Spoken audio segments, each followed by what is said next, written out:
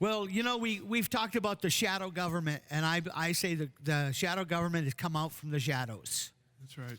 You know what I mean? We can see them. We can literally see their faces. If they were pigs, they'd be squealing.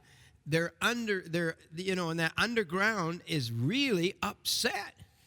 I think somebody's scared they're going to be discovered, and I think we are seeing them discovered, don't you? Well, there's headlines saying that the past leadership is coming back. Yeah. And one of those past leadership persons said, our agenda is not shut down. We've just been delayed a little bit.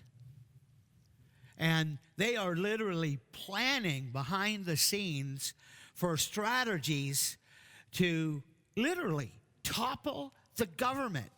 We're talking what any place else in the world would be called anarchy. It would be called traitorous, and people would be rounded up and thrown in prison for what is happening in this country.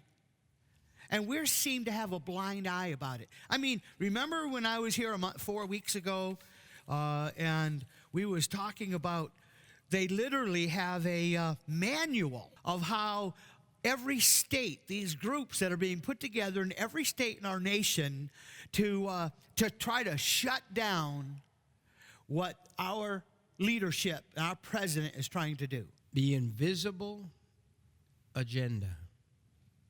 But it's not invisible anymore. No, it's absolutely. It's come out from the shadows. Yeah. All the press almost, there's just a few conservative press that will even say anything in favor of the president. So you have the media against it. Right. Then you have the Hollywood people, Yes. actors. They're all against the president. The majority. You have the people who are illegal aliens. They're against the president. You have the inner city people pretty much against the president. Colleges. So the college students, there's rioting on the college campuses. So, John, what in the world is going on? I got to plug this in. The church has its head in the sand. Okay? The church has its head in the sand. On my last visit, I had a lot of very positive feedback for coming here and some of the things that I was saying. I would say that the positive feedback is probably about 95% compared to the 5% that have been accusing me of fear-mongering. Yeah. Well, let me tell you, Noah was a fearmonger as well. But in holy fear, he built an ark for the saving of his family. That's right. Okay?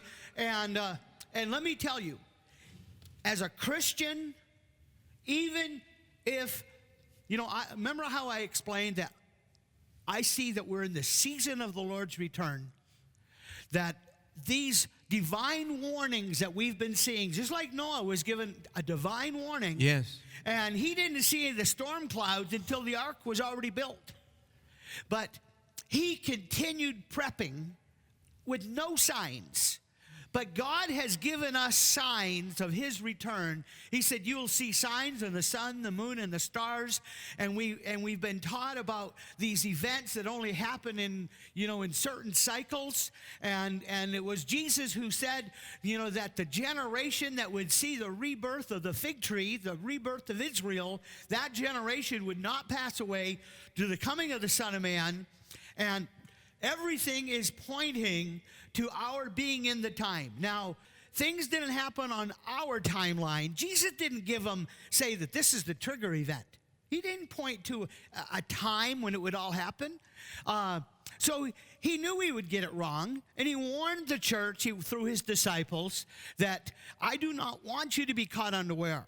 There is a suddenly coming. Yes. That was so plainly in the Matthew 24 that Jesus was warning of a suddenly. Right. Well, when you start putting a date on it and you're all expecting something to happen on this certain small time frame, that's not a suddenly. Right. A suddenly is when you're not expecting it. Right. And since 2015, the church has put its head in the sand, and we need to get our head out of the sand and start listening to the Spirit of God. Yes. And let me tell you something.